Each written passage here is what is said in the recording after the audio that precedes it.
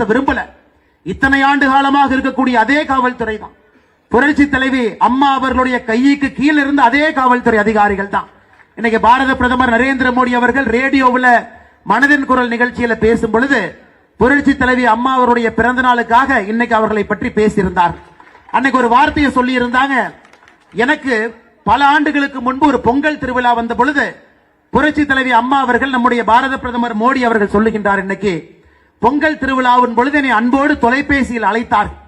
சென்னைக்கு வரணும், பொங்கல் திருவிழாவில் எங்களுடைய வீட்டிற்கு வந்து நீங்கள் உணவருந்த வேண்டும் என்று சொன்னார். அப்பொழுது நான் குஜராத்தினுடைய முதலமைச்சராக இருந்தேன். அந்த அழைப்பை ஏற்றுக்கொண்டு அம்மா கிட்ட வந்து பொங்கல் அன்னைக்கு உணவருந்தேன். எனக்கு அம்மாவை பற்றி நினைக்கும் பொழுதெல்லாம் ஒரே ஒரு வாசகம் மட்டும்தான் ஞாபகத்துக்கு வருகிறது. எந்த அளவுக்கு சட்டம் ஒழுங்க கட்டுக்கோப்பா வைத்திருந்தார், எந்த அளவுக்கு பெண்களுடைய கண்ணியம் இங்கே பாதுகாக்கப்பட்டது, எந்த அளவுக்கு பெண்கள் தைரியமா நடந்து போறாங்கன்னா பெண்கள் பின்னாடி திரும்ப பார்க்க வேண்டிய ஒரு அவஸ்தை அவங்களுக்கு இல்ல. இன்னைக்கு ஒரு பெண் நடந்து போறாங்கன்னா 5 மீட்டருக்கு ஒருக்கா பின்னாடி திரும்பி திரும்பி நடந்து போறாங்க. ஏன்? திரைப்பட நடிகராக இருக்கக்கூடிய திரு ரேவதி அவர்கள் நேத்து ஒரு இங்கே சொல்றாங்க, இன்னைக்கு சென்னை எனக்கு பயமா இருக்கு, எல்லா இடத்திலும் ஒரு சைக்கிள்ல சர்வசாதாரணமாக சுற்றி திரிந்த நான் இன்னைக்கு சென்னையில சில இடத்திற்கு செல்வதற்கே பயமா இருக்குன்னு திரைப்பட நடிகை திரு ரேவதி அவர்கள் சொல்றாங்க. ஆனா திமுக ஐடிவிங் என்ன பண்றாங்கன்னா ரேவதி அம்மாவை போய் ஆபாசமாக தாக்கி கொண்டிருக்கின்றார்கள் சமூக வலைதளத்தில். ஒரு பிரச்சனையை பொதுமக்கள் சொல்றாங்களே, அதற்காக நாம் நடந்து கொண்டிருக்கின்றோமா? 2021 இருந்து 25 வரைக்கும் பாத்தீங்கன்னா குழந்தைகள் பெண்களுக்கு எதிரான பெருங்குற்றம் என்பது ஒரு ஆண்டும் கூட 8 விழுக்காடு அதிகரிச்சுக்கிட்டே இருக்கு. ஆனா சட்டசபையில முதலமைச்சர்கிட்ட கேட்டா ஒரே கேள்விதான், ஒரே பதில் தான் சொல்லுவார், இல்ல எங்கிட்ட ஆதாரப்பூர்வம் இருக்கு, நான் ஆதாரத்தை வெளியிடுறேன், நாங்கள் ஆட்சிக்கு வந்த பிறகு பெண்களுக்கு எதிரான குற்றம் குறைந்திருக்குன்னு ஆதாரத்தை வெளியிடுறேன். ஒரு வடிவேல் ஒரு படத்துல சொல்லுவார், இன்னைக்கு செவ்வாய்க்கிழமை அதனால நான் சண்டைக்கு போக மாட்டேன், இன்னைக்கு புதன்கிழமை அதனால சண்டைக்கு போக மாட்டேன், சட்டமன்றமே முடிஞ்சு போச்சு, எந்த ஆதாரத்தை எப்ப வெளியிட போறார்?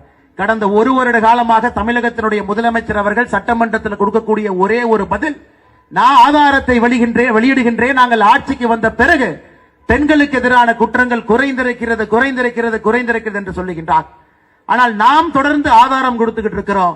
திராவிட முன்னேற்ற கழகம் ஆட்சிக்கு வந்த பிறகு பெண்களுக்கு எதிரான குற்றம் அதிகரித்திருக்குன்னு சொல்லிங்க இல்லையா, சராசரியாக 8 விழுக்காடு ஒரு வருடத்துக்குமே உயர்ந்து கொண்டிருக்கிறது. இந்த எந்த அளவுக்கு இன்னைக்கு தமிழ்நாடு அரசு எந்த அளவுக்கு அறிவாளிகளா இருக்கிறாங்கன்னா, மத்திய அரசுடைய NCRB என்கின்ற அமைப்புக்கு ஒரு ஆண்டு முடியும் பொழுது இங்க இருக்கக்கூடிய டேட்டாவை கொடுக்கணும். அப்பதான் அவங்க தொகுத்து ஒரு புத்தகத்தை வெளியிடுவார்கள். தமிழக அரசை பொறுத்தவரை 2023 இருந்து மத்திய அரசுக்கு அந்த டேட்டாவே கொடுக்கல. 2023, 24, 25 3 ஆண்டுகளும் கூட தமிழகத்தில் ஏற்படக்கூடிய குற்றங்களுடைய எண்ணிக்கையை ஒரு ஆண்டு மத்திய அரசு கொடுக்க வேண்டும். மத்திய அரசு NCRB என்கின்ற புத்தகத்தில் வெளியிடுவாங்க. 2023 இருந்து அதை வெளியிட்டால் மக்கள் எல்லாம் கோவப்படுவாங்க, மக்கள் எல்லாம் காரி துப்பிவிடுவார்கள் என்று தெரிந்த பிறகு அந்த டேட்டாவையே கொடுக்காம மத்திய அரசை ஏமாற்றுவது மட்டுமல்ல, தமிழக மக்களையும் ஏமாற்றிக் கொண்டிருக்கின்றார்கள். அதனால் வடிவேல் அவங்க செவ்வாய்க்கிழமை சண்டை போட மாட்டார், வியாழக்கிழமை புதன்கிழமை சண்டை போட மாட்டாங்க மாதிரி முதலமைச்சர் அவர்கள் சொல்லி இன்னைக்கு சட்டப்பேரவையே முடிய போகின்ற நிலைமையில் நாம் நின்று கொண்டிருக்கின்றோம் அருமை சொந்தங்களே. அது மட்டும் இல்ல, இன்னைக்கு இந்த தெருமனை பிரச்சார கூட்டத்தினுடைய வலிமை என்னன்னு யோசிச்சு பாருங்க. எந்த தொகுதியாக இருந்தாலும், எந்த VVIP தொகுதியாக இருந்தாலும் கூட மக்கள்கிட்ட சரியான முறையில் ஆட்சிக்கு எதிராக இருக்கக்கூடிய விஷயங்களை நாம் கொண்டு போய் சேர்த்தால் யாராக இருந்தாலும் மக்கள் தோற்கடித்து விடுவார்கள் என்பது தமிழக அரசியலுடைய சரித்திரம். எனக்கு நீங்க MLA-வா இருந்து வேலை செய்யலினா உங்களை தோற்கடித்து 5 ஆண்டுகள்ல வீட்டுக்கு அனுப்பிடுவேன் என்று மக்கள் தொடர்ந்து ஒரு 5 ஆண்டுக்கு ஒரு முறை ஒரு நிறைய விஐபியை தோற்கடிக்கிறாங்க. ஆனால் இந்த முறை உதயநிதி ஸ்டாலின் அவர்கள் என்ன சேப்பாக்கத்துக்கு செஞ்சாருன்னு மட்டும் சொல்லுங்க. இந்திய அளவில் பிரச்சனைக்குரிய விஷயங்களை பேசி தமிழ்நாட்டு மக்களை அவமானப்படுத்துவது மட்டுமே அவருடைய குறிக்கோளா இருக்கு. சனாதன தர்மத்தை ஒழிக்கணும், டெங்கு, கொசு, மஸ்கிட்டோ பார், அது உச்ச நீதிமன்றம் வரைக்கும் போகும். அதன் பிறகு உச்ச நீதிமன்றம் ஒரு கொட்டு வைத்த பிறகு அமைதியா இருப்பார். இன்னைக்கு உதயநிதி ஸ்டாலின் பேசுவதெல்லாம் ஆக்கப்பூர்வமாக இல்லை. இதே பக்கத்து மாநிலத்தில் சந்திரபாபு நாயுடுனுடைய மகன் ஒருத்தர் இருக்கார். அவரும் குடும்ப அரசியல் தான், அவரும் குடும்பத்திலிருந்து வந்தவர் தான், அவரும் அமைச்சரா இருக்கிறார். அவர் வாயை திறந்து பேசுவதெல்லாம் இன்னைக்கு விசாகப்பட்டினத்திற்கு கூகுளை கொண்டு வரணும், டேட்டா சென்டர் கொண்டு வரணும், 1 லட்சம் பேருக்கு வேலை வாய்ப்பு உருவாக்கணும், இத்தனை மொழிகளை கற்றுக் கொடுக்கணும், இளைஞர்களை தயார்படுத்தணும். அங்க இருக்கக்கூடிய சந்திரபாபு நாயுடுனுடைய மகன் அங்க பேசுறார். ஆனா இங்க மு.க. ஸ்டாலினுடைய மகன் பேசுவதெல்லாம் பிரச்சனைக்குரிய விஷயத்தை மட்டும்தான். இந்தியாவில் ஏன் ஒரு துணை முதலமைச்சர் நைட்டு 12 மணிக்கு 1 மணிக்கு இன்ஸ்டாகிராம்ல ஏதோ லைக் போட்டு காலையில திரு முழிக்கிற ஒரே நாடு நம்முடைய தமிழ்நாடு மட்டும்தான் இருக்கும். சமீபத்தில் நம்முடைய எதிர்க்கட்சி தலைவர் அண்ணன் எடப்பாடி பழனிசாமி அவர்களும் கூட இதை குறிப்பிட்டு சென்றார். அதனால உண்மையாலுமே இந்த தொகுதிக்கு பெருமை தேடி கொடுத்திருக்கின்றார்களா? இந்த மக்கள் வளர்ச்சியை கண்கூடாக இந்த 5 ஆண்டுகள்ல ஒரு விவிஐபியை கொண்டு வந்ததன் விளைவாக, ஒரு துணை முதலமைச்சர் இருப்பதன் விளைவாக, அரசியல் இயந்திரம் முழுவதும் ஒரு துணை முதலமைச்சருக்கு கீழே இருக்குது. அப்படி இருந்தும் கூட என்ன சாதித்திருக்கின்றார்கள் என்ற கேள்வியை மக்கள் முன்னாடி நம்ம வைக்க வேண்டிய கட்டாயமும் கடமையும் நமக்கு இருக்குது. அன்பு சொந்தங்கள், இன்னைக்கு இந்தியா முழுவதும் நீங்க பாங்க, ஒரு தலைநகரமும், அது பெங்களூராக இருக்கட்டும், இன்னைக்கு ஒரு தலைநகரமும் முன்னேற்ற பாதையில் இருக்கு.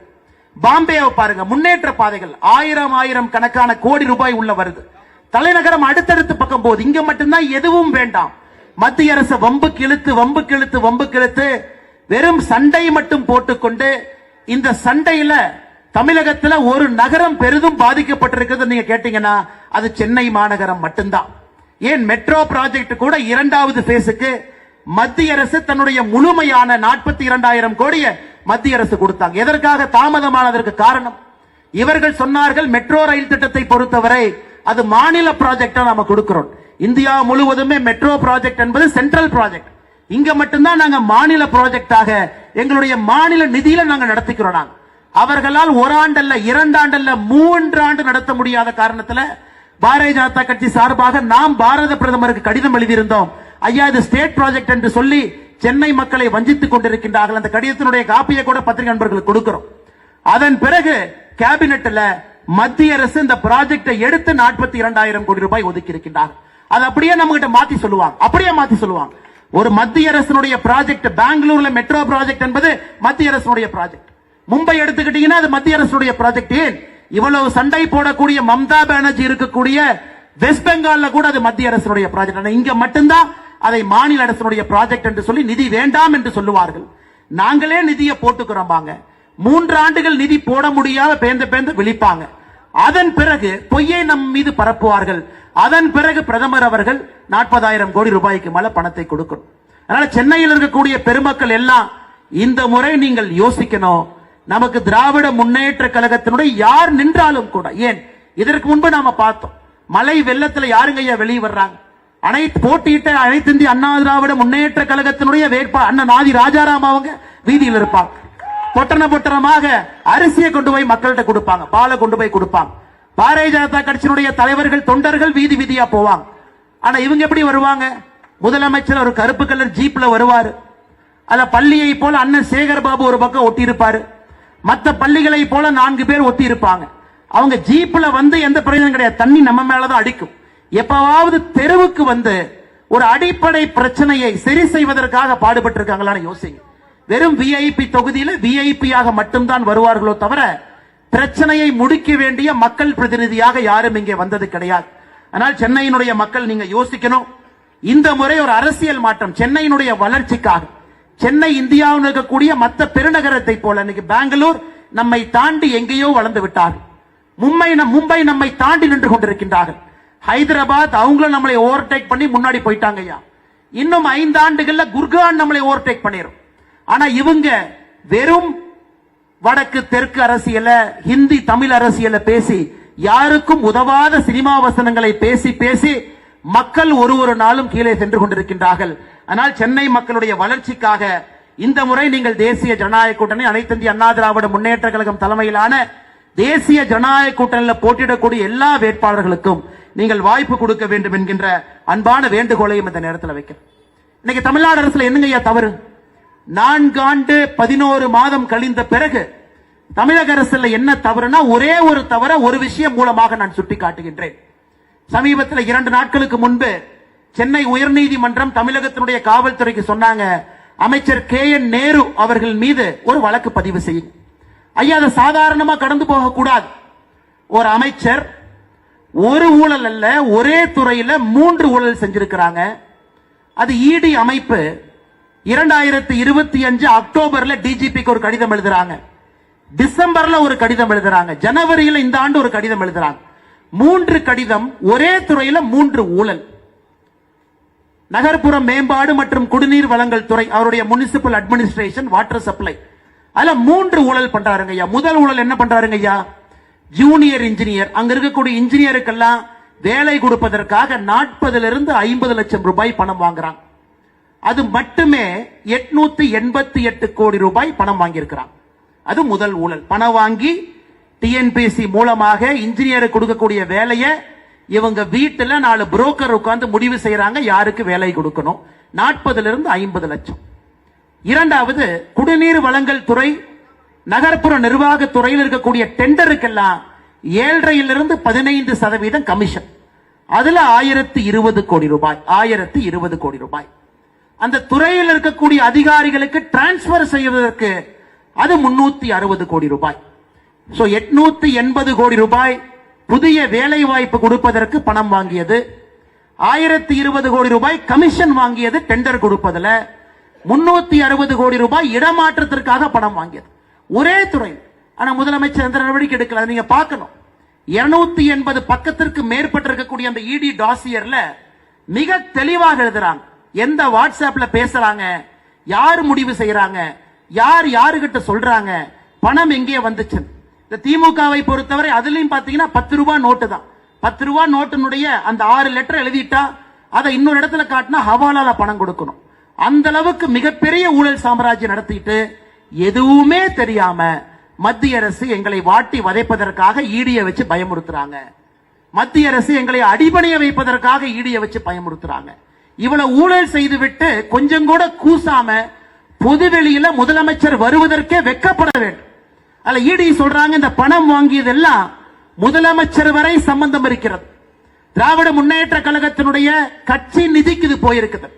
அந்த அளவுக்கு நேரடியாக குற்றச்சாட்டு வைத்து 5 மாத காலமாக எஃப்ஐஆர் போடாம நேற்று முன்தினம் சென்னை உயர்நீதிமன்றம் சொல்றாங்க இது மாபெரும் தவறு, உடனடியாக எஃப்ஐஆர் போடுங்க. அன்பு சொந்தங்களே, ஒரே ஒரு துறையினுடைய ஒரே ஒரு அமைச்சரையை மட்டும் சான்றாக உங்களுக்கு சொல்லுகின்றேன். இதெல்லாம் யாருக்கு பாதிக்கும்? உங்க குழந்தைகளை பாதிக்கும். நேர்மையாக படித்து அரசு துறையில நம்ம பரீட்சை எழுதுனா யாரோ சரியான நபர் நம்ம பேப்பரை படிப்பாங்க, சரியான நபர் இன்டர்வியூ கூப்பிடுவாங்க, நமக்கு சரியான முறையில வேலை கொடுப்பாங்கன்னு எத்தனை லட்சம் இளைஞர்கள் எக்ஸாம் எழுதுறாங்க பாருங்க ஐயா. ஏன் தமிழக வரலாற்றுல முதலாக ஒரு குரூப் 2 பரீட்சையை ரத்து பண்ணது இந்த கேடுகட்ட திராவிட முன்னேற்ற கழக அரசு. 2 வாரத்துக்கு முன்னாடி ஞாயிற்றுக்கிழமை சுதந்திரத்திற்கு பிறகு தமிழகத்துல குரூப் 2 பரீட்சையை நம்ம நிறுத்தி வச்சதே கிடையாதுங்க ஐயா. பல ஆட்சிகள் வந்திருக்கின்றார்கள், பல ஆட்சிகள் சென்றிருக்கின்றார்கள். ஒரு குரூப் 2 பரீட்சை உங்களால் நடத்த முடியல. நடத்திய பரீட்சையிலும் கூட ஊழல். அப்ப யாரை பாதிக்குது? உங்க குழந்தைய பாதிக்குது. அரசை பொறுத்தவரை நேர்மையா இருக்கணும் ஐயா. அரசை பொறுத்தவரை அரசு பொய் சொல்லக்கூடாது. அரசு பொய் சொல்லக்கூடாது. இங்க இருக்கக்கூடிய தமிழ்நாடு பப்ளிக் சர்வீஸ் கமிஷனே பொய் சொல்லுதுன்னா இங்க இருக்கக்கூடிய இளைஞர்கள் எங்க ஐயா போவாங்க? எங்க போவாங்க? யாரின் மீது நம்பிக்கை வைப்பாங்க? அதனால் திராவிட முன்னேற்ற கழகத்தினுடைய ஆட்சியில தான் முதலாக அரசு பொய் சொல்லி பார்க்கிறோம். அரசே பொய் சொல், ஒரு துறையிலும் பொய் சொல், மிக தைரியமாக பொய் சொல். நான் பொய் சொன்னா அதற்கு எந்த விலையும் கிடையாது, மக்கள் ஓட்டு போடத்தான் போறாங்க அப்படிங்கிற குருட்டு நம்பிக்கையில அவர்கள் நடந்து கொண்டிருக்கின்றார்கள். அதனால்தான் நிச்சயமாக இந்த ஆட்சியை நீங்கள் வீட்டுக்கு அனுப்ப வேண்டிய கட்டாயமும் கடமையும் நமக்கு இருக்கு. நீங்க அனுப்பலினா என்ன ஆவாங்க ஐயா? இந்த மாநிலத்தை பொறுத்தவரை இளைஞர்கள் வாழுகின்றதற்கு தகுதியான ஒரு மாநிலமாக இன்னும் 5 ஆண்டுகள் இருக்காதுங்க. 10,62,000 கோடி ரூபாய் கடன். கொஞ்சம் யோசிச்சு பாருங்க ஐயா. நம்ம வீட்டுல 1 லட்சம் ரூபாய் கடன் வாங்கினாவே பதறி போய் நிப்போம். அதை எப்ப கட்டுறது? யாராச்சும் வந்து கேட்பாங்க, கூனி குறுகி நிப்போம். கடங்கார வந்து காலையில் நின்னானா மூஞ்சிய முழிச்சிட்டு போகணும். வெட்கப்படக்கூடிய தமிழ் ஜனம் நாம். ஒரு கடனை வாங்கினாலும் கூட திருப்பி செலுத்த வேண்டும் என்று எவ்வளவு பொய் பேசாம கூசாம கடன் வாங்குறாங்க பாங்க. ஆட்சிக்கு வந்த பொழுது 2021 4.5 லட்சம் கோடி ரூபாய் கடன். அப்படின்னா ஒரு தலைக்கு எவ்வளவுங்க? தமிழகத்தில் 2,25,00,000 ரேஷன் கார்டு இருக்கு. ஒரு ரேஷன் கார்டின் மீது 2,10,10,000 ரூபாய். ஒரு ரேஷன் அட்டை எடுத்தீங்கன்னா 2,10,000 ரூபாய் கடன் ரேஷன் அட்டையின் மீது. இன்னைக்கு திராவிட முன்னேற்ற கழகத்தினுடைய ஆட்சி வெளியே போகும் பொழுது 10,62,000 கோடி ரூபாய் கடன். ஐயா சுதந்திரம் எப்பங்க ஐயா வாங்கணும்? 1947 வாங்கணும். அரசியலமைப்பு சட்டம் 1950. முதல் தேர்தல் 1951-52. முதல் ஆட்சி அப்பிருந்தே கணக்கு போடுங்க. அங்கே இருந்து 2021 வரை 4.5 லட்சம் கோடி கடன். ஆனா இந்த 5 ஆண்டுகள்ல 10,62,200 கோடி கடன். அப்ப எவ்வளவு வாங்கியிருக்கிறாங்க ஐயா? 6 லட்சம் கோடி ரூபாய் கடன் வாங்கியிருக்கிறாங்க. சராசரியாக எவ்வளவு வாங்கியிருக்கின்றார்கள்? ஒரு ஆண்டுக்கு 1,20,000 கோடி ரூபாய் வாங்கியிருக்கிறாங்க. இன்னைக்கு இருக்கக்கூடிய ரேஷன் அட்டையின் மீது 4,82,000 ரூபாய் ஒரு ரேஷன் அட்டையின் மீது கடன். அடுத்து யார் ஆட்சிக்கு வந்தாலும் மிகப்பெரிய கஷ்டத்தை அந்த ஆட்சியாளர்கள் அனுபவிக்க போறாங்க. 10,62,200 கோடி கடனை ஒரு முதலமைச்சர் வந்து அந்த நாற்காலியில் அமர்ந்து வருடத்திற்கு 80,000 கோடி ரூபாய் அந்த கடனுக்கு வட்டி கட்டி அந்த கடனை திருப்பி கட்டி டாஸ்மார்க்கில் 55,000 கோடி வரக்கூடிய வருமானம் அதையும் சரி பண்ணி எப்படி ஒரு ஆட்சி நடத்த முடியும்? இந்த 5 ஆண்டுகள்ல 20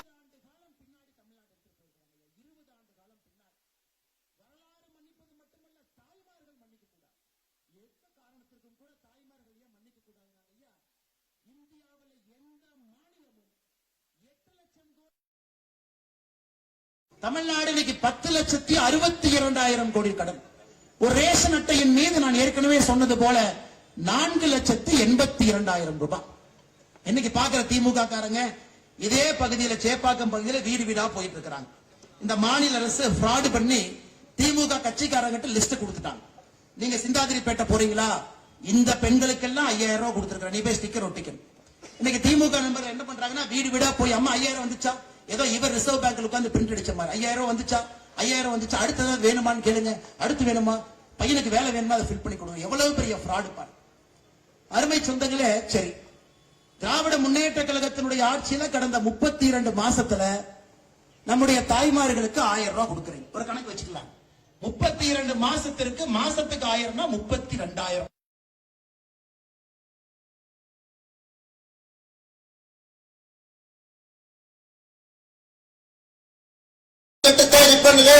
தொடங்கி வைப்பார். ஆனால் அந்த திட்டம் முழுமையாக மக்களுக்கு பெண்ணிறுவனத்தை அழைத்து சென்று விட்டு இன்று கிட்டத்தட்ட 500 நபர்களை OMR சாலையிலே ஒரு வாட்ஸ்அப் அனைத்து பொது தளங்களிலும் சேலத்து இரும்பு மனிதர் வருங்கால சமூக செயற்பாட்டாளர்கள் பலர் தமிழகத்தில் உருவாக்கப்பட்டுள்ளார்கள். அவர்களுடைய முதல் வேலை என்னவென்றால் டார்கெட் செய்து அவர்களை வளர விடாமல் செய்வதுதான் காரணம். ஏன் எடுத்துக்காட்டு அண்ணாமலை பத்திரிகை இந்தியா முழுவதும் குற்றப்பிரநாயகம் கொண்ட ஒரு பெரிய ஃப்ராட் பாரு.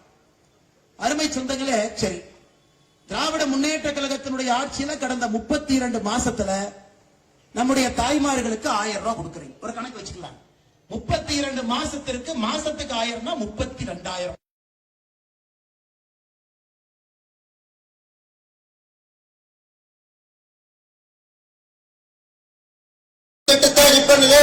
தொடங்கி வைப்பார். ஆனால் அந்த திட்டம் முழுமையாக மக்களுக்கு பெண்ணிறுவனத்தை அழைத்து சென்று விட்டு இன்று கிட்டத்தட்ட 500 நபர்களை OMR சாலையிலே ஒரு வாட்ஸ்அப் அனைத்து பொது தளங்களிலும் சேலத்து இரும்பு மனிதர் வருங்கால சமூக செயற்பாட்டாளர்கள் பலர் தமிழகத்தில் உருவாக்கப்பட்டுள்ளார்கள். அவர்களுடைய முதல் வேலை என்னவென்றால் தோட்டத்தில் இருக்கு, மஞ்சக்கோரியில் இருக்கு, பார்டர் தோட்டத்தில் இருக்கு, புதுப்பேட்டையில் இருக்கு. அந்த அளவுக்கு இன்னைக்கு தமிழகத்துல கஞ்சாவுடைய தலைநகரமாக ஒரு பகுதி இருக்கான்னு கேட்டீங்கன்னா இன்னைக்கு சேப்பாக்கம் பகுதி கஞ்சா புழக்கத்தினுடைய தலைநகரமாக மாறி இருக்கு. இன்னைக்கு காவல்துறை கடந்த 32 மாசத்துல நம்முடைய தாய்மார்களுக்கு 1,000 ரூபாய் கொடுக்குறீங்க. ஒரு கணக்கு வச்சுக்கலாம். 32 மாசத்திற்கு மாசத்துக்கு 1,000 32,000.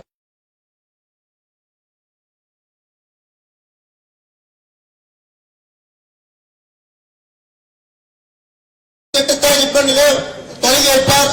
ஆனால் அந்த திட்டம் முழுமையாக மக்களுக்கு பெண்ணிறுவனத்தை அழைத்து சென்று விட்டு இன்று கிட்டத்தட்ட 500 நபர்களை OMR சாலையிலே ஒரு வாட்ஸ்அப் அனைத்து பொது தளங்களிலும் சேலத்து இரும்பு மனிதர் வருங்கால சமூக செயற்பாட்டாளர்கள் பலர் தமிழகத்தில் உருவாக்கப்பட்டுள்ளார்கள். அவர்களுடைய முதல் வேலை என்னவென்றால் தோட்டத்தில் இருக்கு, மஞ்சக்கோரியில் இருக்கு, பார்டர் தோட்டத்தில் இருக்கு, புதுப்பேட்டையில் இருக்கு. அந்த அளவுக்கு இன்னைக்கு தமிழகத்துல கஞ்சாவுடைய தலைநகரமாக ஒரு பகுதி இருக்கான்னு கேட்டீங்கன்னா இன்னைக்கு சேப்பாக்கம் பகுதி கஞ்சா புழக்கத்தினுடைய தலைநகரமாக மாறி இருக்கு. இன்னைக்கு காவல்துறை நண்பர்கள் இருக்கிறாங்க, அவர்கள் குற்றம் சுமத்த விரும்பல. இத்தனை ஆண்டு காலமாக இருக்கக்கூடிய அதே காவல்துறை தான். புரட்சி தலைவி அம்மா அவர்களுடைய கைக்கு கீழே இருந்த அதே காவல்துறை அதிகாரிகள் தான் இன்னைக்கு பாரத பிரதமர் நரேந்திர மோடி அவர்கள் ரேடியோவில் மனதின் குரல் நிகழ்ச்சியில பேசும் பொழுது புரட்சி தலைவி அம்மா அவருடைய பிறந்த நாளுக்காக இன்னைக்கு அவர்களை பற்றி பேசியிருந்தார். அன்னைக்கு ஒரு வார்த்தையை சொல்லி இருந்தாங்க. எனக்கு பல ஆண்டுகளுக்கு முன்பு ஒரு பொங்கல் திருவிழா வந்த பொழுது புரட்சி தலைவி அம்மா அவர்கள் நம்முடைய பாரத பிரதமர் மோடி அவர்கள் சொல்லுகின்றார், இன்னைக்கு பொங்கல் திருவிழாவின் பொழுது என்னை அன்போடு தொலைபேசியில் அழைத்தார். சென்னைக்கு வரணும், பொங்கல் திருவிழாவில் எங்களுடைய வீட்டிற்கு வந்து நீங்கள் உணவருந்த வேண்டும் என்று சொன்னார். அப்பொழுது நான் குஜராத்தினுடைய முதலமைச்சராக இருந்தேன். அந்த அழைப்பை ஏற்றுக்கொண்டு அம்மா கிட்ட வந்து பொங்கல் அன்னைக்கு உணவருந்தேன். எனக்கு அம்மாவை பற்றி நினைக்கும் பொழுதெல்லாம் ஒரே ஒரு வாசகம் மட்டும்தான் ஞாபகத்துக்கு வருகிறது. எந்த அளவுக்கு சட்டம் ஒழுங்க கட்டுக்கோப்பா வைத்திருந்தார், எந்த அளவுக்கு பெண்களுடைய கண்ணியம் இங்கே பாதுகாக்கப்பட்டது, எந்த அளவுக்கு பெண்கள் தைரியமா நடந்து போறாங்கன்னா பெண்கள் பின்னாடி திரும்ப பார்க்க வேண்டிய ஒரு அவஸ்தை அவங்களுக்கு இல்ல. இன்னைக்கு ஒரு பெண் நடந்து போறாங்கன்னா 5 மீட்டருக்கு ஒருக்கா பின்னாடி திரும்பி திரும்பி நடந்து போறாங்க. ஏன்? திரைப்பட நடிகராக இருக்கக்கூடிய திரு ரேவதி அவர்கள் நேத்து ஒரு இங்கே சொல்றாங்க, இன்னைக்கு சென்னை எனக்கு பயமா இருக்கு, எல்லா இடத்திலும் ஒரு சைக்கிள்ல சர்வசாதாரணமாக சுற்றி திரிந்த நான் இன்னைக்கு சென்னையில சில இடத்திற்கு செல்வதற்கே பயமா இருக்குன்னு திரைப்பட நடிகை திரு ரேவதி அவர்கள் சொல்றாங்க. ஆனா திமுக ஐடிவிங் என்ன பண்றாங்கன்னா ரேவதி அம்மாவை போய் ஆபாசமாக தாக்கி கொண்டிருக்கின்றார்கள் சமூக வலைதளத்தில். ஒரு பிரச்சனையை பொதுமக்கள் சொல்றாங்களே, அதற்காக நாம் நடந்து கொண்டிருக்கின்றோமா? 2021 இருந்து 25 வரைக்கும் பாத்தீங்கன்னா குழந்தைகள் பெண்களுக்கு எதிரான பெருங்குற்றம் என்பது ஒரு ஆண்டும் கூட 8 விழுக்காடு அதிகரிச்சுக்கிட்டே இருக்கு. ஆனா சட்டசபையில முதலமைச்சர்கிட்ட கேட்டா ஒரே கேள்விதான், ஒரே பதில் தான் சொல்லுவார், இல்ல எங்கிட்ட ஆதாரபூர்வம் இருக்கு, நான் ஆதாரத்தை வெளியிடுறேன், நாங்கள் ஆட்சிக்கு வந்த பிறகு பெண்களுக்கு எதிரான குற்றம் குறைந்திருக்குன்னு ஆதாரத்தை வெளியிடுறேன். ஒரு வடிவேல் ஒரு படத்துல சொல்லுவார், இன்னைக்கு செவ்வாய்க்கிழமை அதனால நான் சண்டைக்கு போக மாட்டேன், இன்னைக்கு புதன்கிழமை அதனால சண்டைக்கு போக மாட்டேன், சட்டமன்றமே முடிஞ்சு போச்சு, எந்த ஆதாரத்தை எப்ப வெளியிட போறார்? கடந்த ஒரு வருட காலமாக தமிழகத்தினுடைய முதலமைச்சர் அவர்கள் சட்டமன்றத்தில் கொடுக்கக்கூடிய ஒரே ஒரு பதில், நான் ஆதாரத்தை வெளியிடுகின்றேன், நாங்கள் ஆட்சிக்கு வந்த பிறகு பெண்களுக்கு எதிரான குற்றங்கள் குறைந்திருக்கிறது என்று சொல்லுகின்றார். ஆனால் நாம் தொடர்ந்து ஆதாரம் கொடுத்துக்கிட்டு இருக்கிறோம். திராவிட முன்னேற்ற கழகம் ஆட்சிக்கு வந்த பிறகு பெண்களுக்கு எதிரான குற்றம் அதிகரித்திருக்குன்னு சொல்லிங்க இல்லையா, சராசரியாக 8 விழுக்காடு ஒரு வருடத்துக்குமே உயர்ந்து கொண்டிருக்கிறது. இந்த எந்த அளவுக்கு இன்னைக்கு தமிழ்நாடு அரசு எந்த அளவுக்கு அறிவாளிகளா இருக்கிறாங்கன்னா, மத்திய அரசுடைய NCRB என்கின்ற அமைப்புக்கு ஒரு ஆண்டு முடியும் பொழுது இங்க இருக்கக்கூடிய டேட்டாவை கொடுக்கணும். அப்பதான் அவங்க தொகுத்து ஒரு புத்தகத்தை வெளியிடுவார்கள். தமிழக அரசை பொறுத்தவரை 2023 இருந்து மத்திய அரசுக்கு அந்த டேட்டாவே கொடுக்கல. 2023, 24, 25 3 ஆண்டுகளும் கூட தமிழகத்தில் ஏற்படக்கூடிய குற்றங்களுடைய எண்ணிக்கையை ஒரு ஆண்டு மத்திய அரசு கொடுக்க வேண்டும். மத்திய அரசு NCRB என்கின்ற புத்தகத்தில் வெளியிடுவாங்க. 2023 இருந்து அதை வெளியிட்டால் மக்கள் எல்லாம் கோவப்படுவாங்க, மக்கள் எல்லாம் காரி துப்பிவிடுவார்கள் என்று தெரிந்த பிறகு அந்த டேட்டாவையே கொடுக்காம மத்திய அரசை ஏமாற்றுவது மட்டுமல்ல, தமிழக மக்களையும் ஏமாற்றிக் கொண்டிருக்கின்றார்கள். அதனால் வடிவேல் அவங்க செவ்வாய்க்கிழமை சண்டை போட மாட்டேன், வியாழக்கிழமை புதன்கிழமை சண்டை போட மாட்டாங்க மாதிரி முதலமைச்சர் அவர்கள் சொல்லி இன்னைக்கு சட்டப்பேரவையே முடிய போகின்ற நிலைமையில் நாம் நின்று கொண்டிருக்கின்றோம் அருமை சொந்தங்களே. அது மட்டும் இல்ல, இன்னைக்கு இந்த தெருமனை பிரச்சார கூட்டத்தினுடைய வலிமை என்னன்னு யோசிச்சு பாருங்க. எந்த தொகுதியாக இருந்தாலும், எந்த VVIP தொகுதியாக இருந்தாலும் கூட மக்கள்கிட்ட சரியான முறையில் ஆட்சிக்கு எதிராக இருக்கக்கூடிய விஷயங்களை நாம் கொண்டு போய் சேர்த்தால் யாராக இருந்தாலும் மக்கள் தோற்கடித்து விடுவார்கள் என்பது தமிழக அரசியலுடைய சரித்திரம்.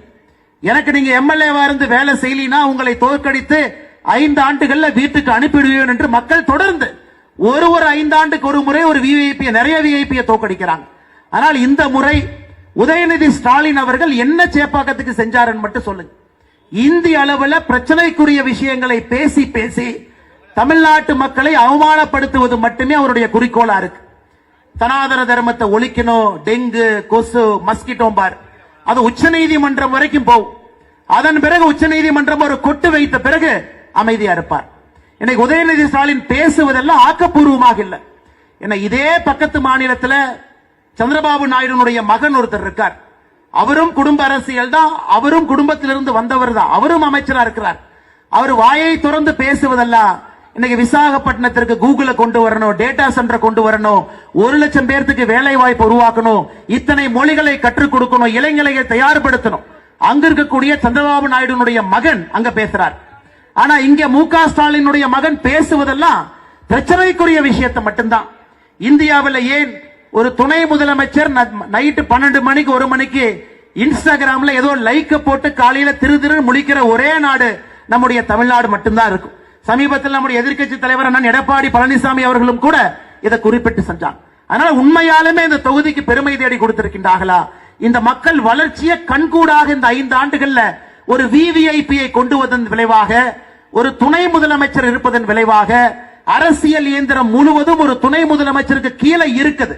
அப்படி இருந்தும் கூட என்ன சாதித்திருக்கின்றார்கள் என்ற கேள்வியை மக்கள் முன்னாடி நம்ம வைக்க வேண்டிய கட்டாயமும் கடமையும் நமக்கு இருக்குது. அன்பு சொந்தங்கள், இன்னைக்கு இந்தியா முழுவதும் நீங்க பாங்க, ஒரு தலைநகரமும், அது பெங்களூராக இருக்கட்டும், இன்னைக்கு ஒரு தலைநகரமும் முன்னேற்ற பாதையில் இருக்கு. பாம்பேவை பாருங்க, முன்னேற்ற பாதைகள் ஆயிரம் கணக்கான கோடி ரூபாய் உள்ள வருது. தலைநகரம் அடுத்தடுத்து பக்கம் போகுது. இங்க மட்டும்தான் எதுவும் வேண்டாம். மத்திய அரசு வம்புக்கு இழுத்து வெறும் சண்டை மட்டும் போட்டுக்கொண்டு, இந்த சண்டையில தமிழகத்துல ஒரு நகரம் பெரிதும் பாதிக்கப்பட்டிருக்கிறது நீங்க கேட்டீங்கன்னா அது சென்னை மாநகரம் மட்டும்தான். ஏன் மெட்ரோ ப்ராஜெக்ட் கூட 2வது பேஸுக்கு மத்திய அரசு தன்னுடைய முழுமையான 42,000 கோடியை மத்திய அரசு கொடுத்தாங்க. எதற்காக தாமதமானதற்கு காரணம், இவர்கள் சொன்னார்கள் மெட்ரோ ரயில் திட்டத்தை பொறுத்தவரை அது மாநில ப்ராஜெக்டா நாம கொடுக்கிறோம். இந்தியா முழுவதுமே மெட்ரோ ப்ராஜெக்ட் என்பது சென்ட்ரல் ப்ராஜெக்ட். இங்க மட்டும்தான் நாங்க மாநில ப்ராஜெக்டாக எங்களுடைய மாநில நிதியில நாங்க நடத்திக்கிறோம். நாங்க அவர்களால் 1 ஆண்டல்ல 2 ஆண்டல்ல 3 ஆண்டு நடத்த முடியாத காரணத்துல பாரதிய ஜனதா கட்சி சார்பாக நாம் பாரத பிரதமருக்கு கடிதம் எழுதியிருந்தோம்.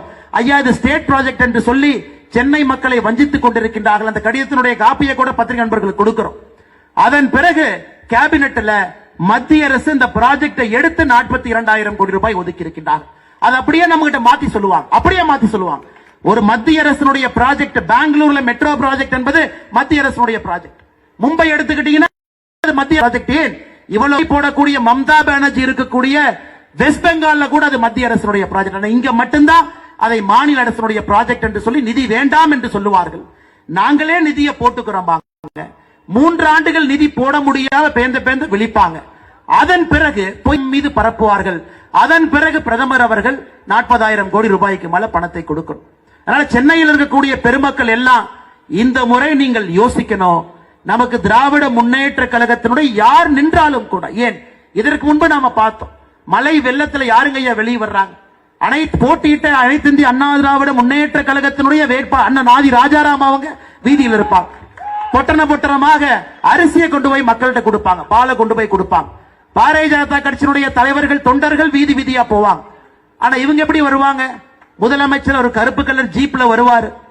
அதுல பள்ளியை போல அண்ணன் சேகர் பாபு ஒரு பக்கம் ஒட்டி இருப்பாரு, மற்ற பள்ளிகளை போல 4 பேர் ஒட்டி இருப்பாங்க. அவங்க ஜீப்ல வந்து எந்த பிரயோஜனம் கிடையாது, தண்ணி நம்ம மேலதான் அடிக்கும். எப்பவாவது தெருவுக்கு வந்து ஒரு அடிப்படை பிரச்சனையை சரி செய்வதற்காக பாடுபட்டு இருக்காங்களான்னு யோசிங்க. வெறும் விஐபி தொகுதியில விஐபியாக மட்டும்தான் வருவார்களோ தவிர பிரச்சனையை முடிக்க வேண்டிய மக்கள் பிரதிநிதியாக யாரும் இங்கே வந்தது கிடையாது. ஆனால் சென்னையினுடைய மக்கள் நீங்க யோசிக்கணும். இந்த முறை ஒரு அரசியல் மாற்றம் சென்னையினுடைய வளர்ச்சிக்காக. சென்னை இந்தியாவில் இருக்கக்கூடிய மற்ற பெருநகரத்தை போல இன்னைக்கு பெங்களூர் நம்மை தாண்டி எங்கேயோ வளர்ந்து விட்டார்கள். மும்பை நம்மை தாண்டி நின்று கொண்டிருக்கின்றார்கள்.